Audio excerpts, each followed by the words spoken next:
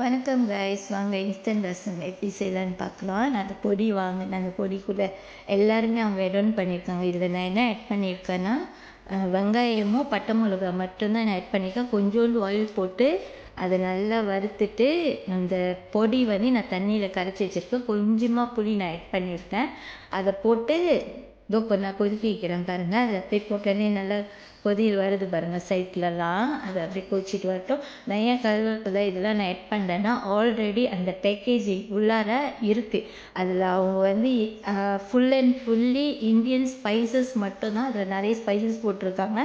Once நீங்கள் அந்த packet வாங்கினீங்கன்னா அதில் உங்களுக்கு தெரியும். என்ன சம் ஸ்பைசஸ் பேர் எனக்கு தெரியாது, அதெல்லாம் அவங்க ஆட் பண்ணியிருக்காங்க. வெரி நைஸ், வெரி டேஸ்டி, ரொம்ப டேஸ்டியாக இருந்துச்சு. எனக்கு அப்போ முன்ன என்னோடய பாட்டிலாம் செஞ்சு கொடுத்த ரசம் மாதிரி ஒரிஜினலி ரசம் எப்படி இருக்கும் அந்த மாதிரி இருந்துச்சு சாப்பிட்டதில். ஸோ இன்றைக்கி எங்கள் வீட்டில் ரசம், கோழி கிச்சப், இக்கம்பளி சாம்பார் அண்ட் வெஜிடபிள் சைவர் பட்டர், லாஸ்ட்டாக கொத்தமல்லி போட்டு அவ்வளோதான், கொரியண்டர் லீஃப் அதை போட்டு இறக்கிட்டேன். இதுக்கு எனக்கு எடுத்த time just 3.5 minutes only, 3 minutes only.